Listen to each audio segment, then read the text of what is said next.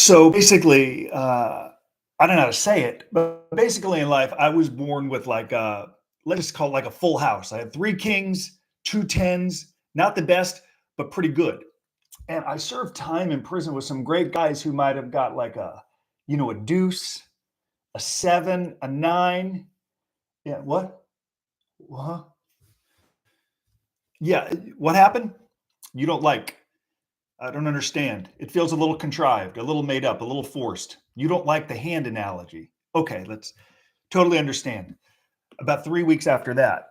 So imagine you get an F on a grade in college or high school, and you get like you get a big F.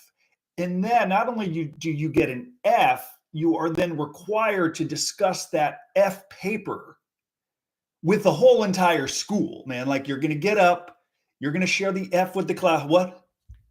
What happened? You don't like the F story. Seems a little corny, a little cheesy. You're not a fan of getting an F, which is an analogy where you get indicted. You're then going to share the indictment is the F, and the F student is going to share the F paper with the class. And now I've gotten the indictment, which is the F, and I'm going to share it with the whole world to teach. You don't like that analogy. Feels a little forced. Huh. Okay, let me put this in the memory bank here. Okay.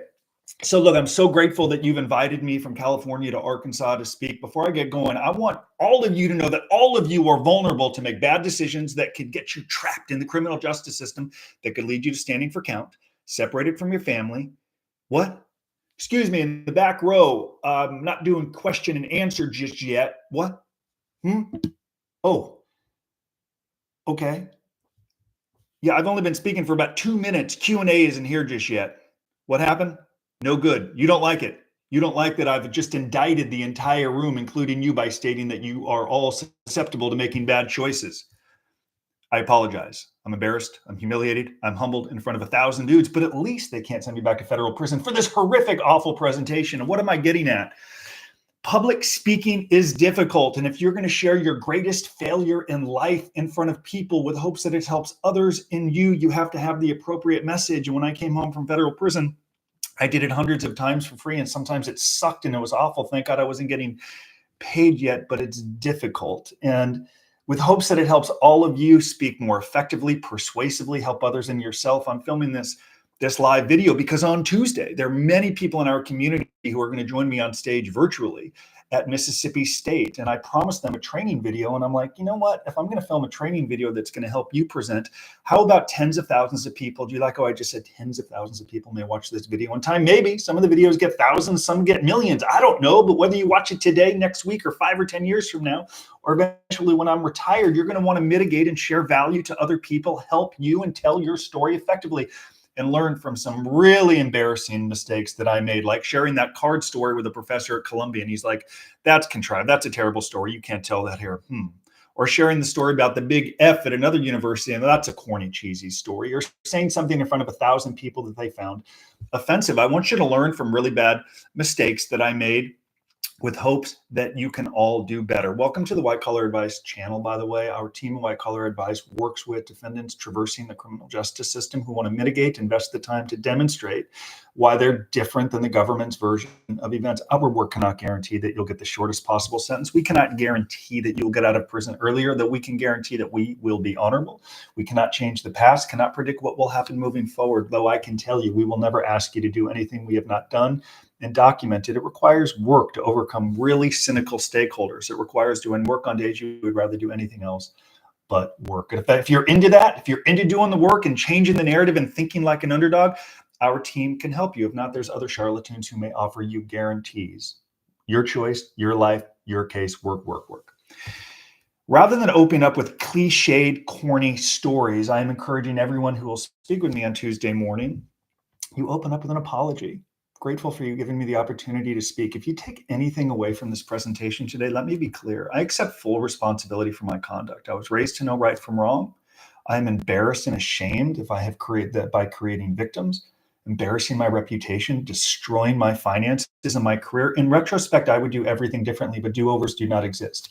So to our clients who will be speaking on Tuesday, that is the variation of how you will open. Now, I know someone speaking with us has was convicted at trial. We're going to have a separate conversation because I'm not going to cover that in this video, because most people who speak with us on stage have pled guilty and have accepted responsibility. So if you were contemplating reaching out to universities, as I did from federal prison, all of it's documented online, I would come home and share chapter 18 from Ethics in Motion to universities with professors. I would cold call, I would walk into their office, and I was very direct about how I thought our team can help. We have all of these sample letters. If you want to review them, schedule a call with Alec. He'll show you sample letters professors have written, thanking people in our community for speaking, letters that I wrote from prison helped me get speaking events. But suffice to say, I began building this message while I was in federal prison. I'm grateful that people in our community are able to seize opportunities that we have created based on this work that goes all the way back to 2008 and 2009, when I began reaching out to universities from prison and endured a lot of rejection, embarrassment, and failure. So I want to shorten someone's learning process, whether you do it through us or if you're going to cold call or cold walk into a professor's office on your own. It has proven to be a successful mitigation strategy, not just at sentencing, but also it helps people on the other end try to maintain and keep their license, because they can demonstrate how they're contributing and giving back, certainly build it into a release plan and other assets they are creating, the idea of deterring others from breaking the law. So we're just proponents of creating assets. That's the only thing we think you should invest in. Frankly, don't pay for prison consulting. That's stupid. That's nonsense. Unless you like flushing money down the toilet, which some people like.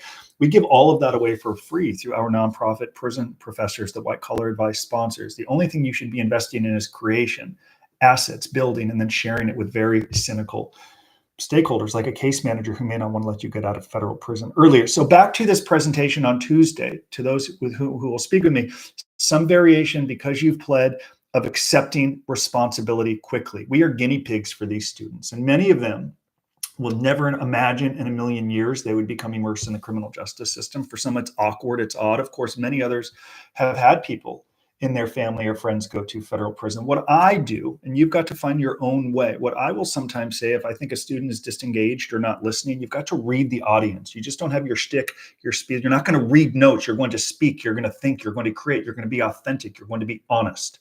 Because on Tuesday, you only have 15 to 20 minutes, which means we're not spending a lot of time on background.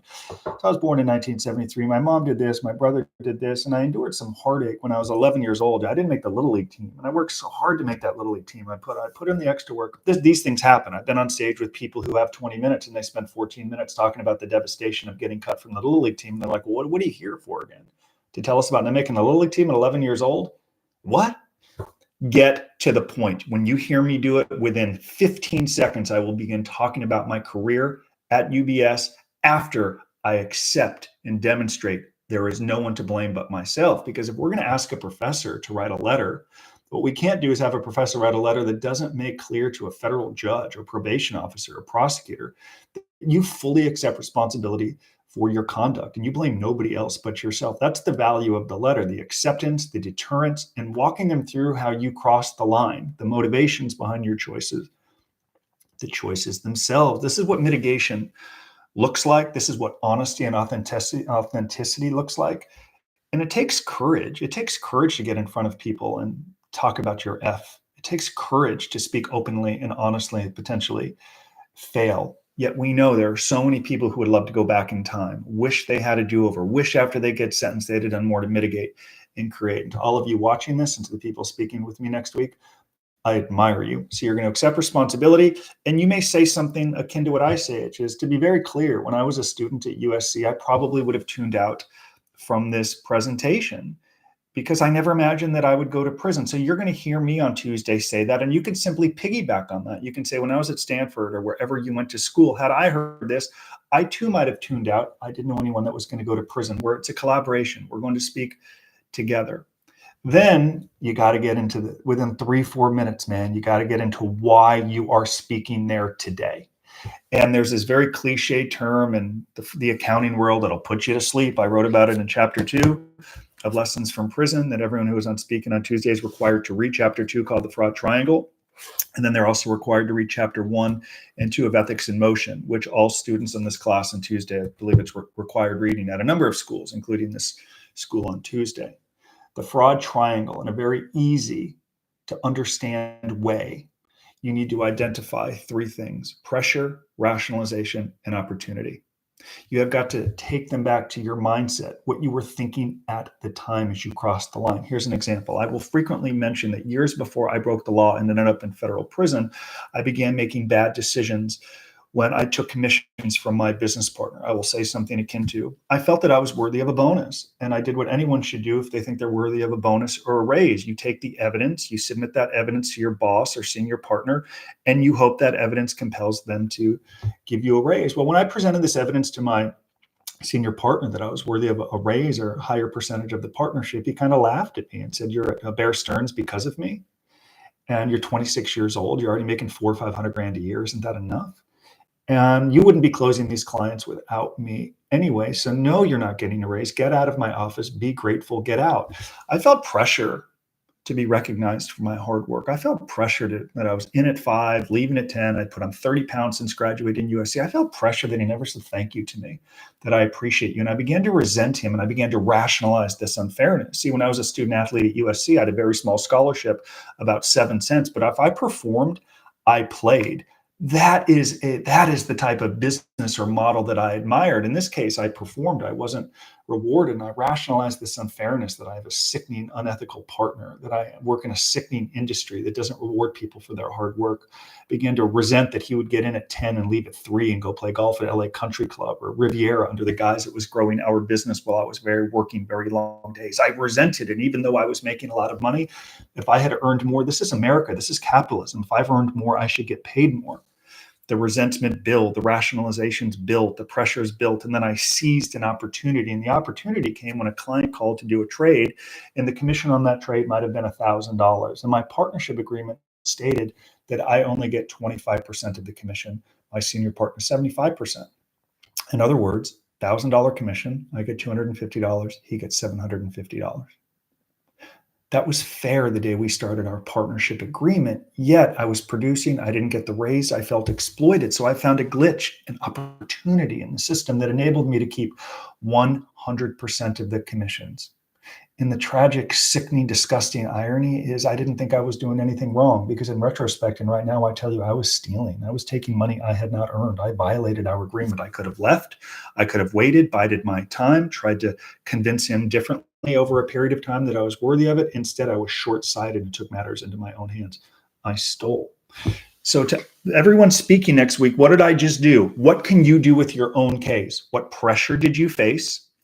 How did you rationalize the pressure? And what opportunity did you seize? No one can go to prison. No one can get into trouble. No one can do anything wrong unless there is some opportunity. Now, sometimes when I speak longer, I've done this from 30 minutes to 8 hours and everything in between. I will expand and say things akin to, let me be clear, we all face pressures. We may rationalize those pressures, but not everyone seizes an opportunity. That's frankly very good messaging for a judge. How many of you articulate to a judge, I felt pressures, whether it's financial, to raise money, to hit my sales numbers, to pay my employees. You begin to rationalize it, then you seize the opportunity. There's a lot of judges who will say, do you know how many business owners in America face those same pressures and rationalizations and don't cheat? It's like, oh, my whole messaging is backfired.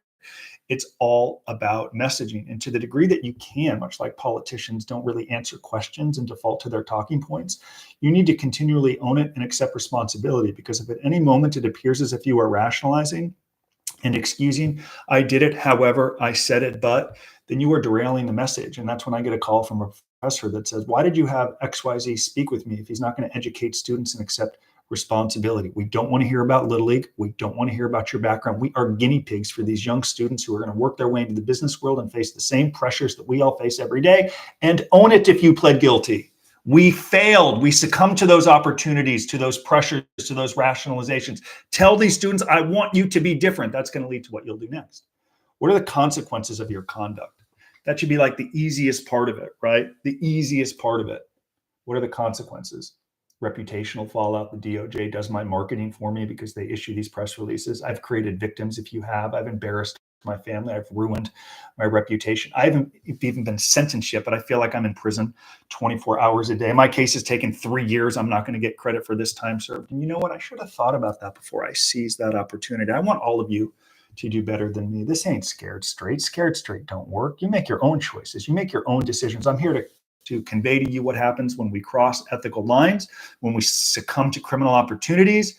the fallout and consequences that follow. I may never speak or see you again, but if and when you face that dilemma in business, I think you'll think of my story, because I'm embarrassed and I'm ashamed and I'm hurt, and I haven't even been sentenced yet. And I think I'm going to prison, and I know this is a lifelong collateral consequence. I hope that all of you will think of me when you feel compelled to see some criminal opportunity. I mean, you see how this could be? I've been speaking for 15 minutes. I'm sharing additional insights. But if you accept responsibility, get into the crime, pressure, rationalization, opportunity, consequences, and last but not least, you close with one takeaway.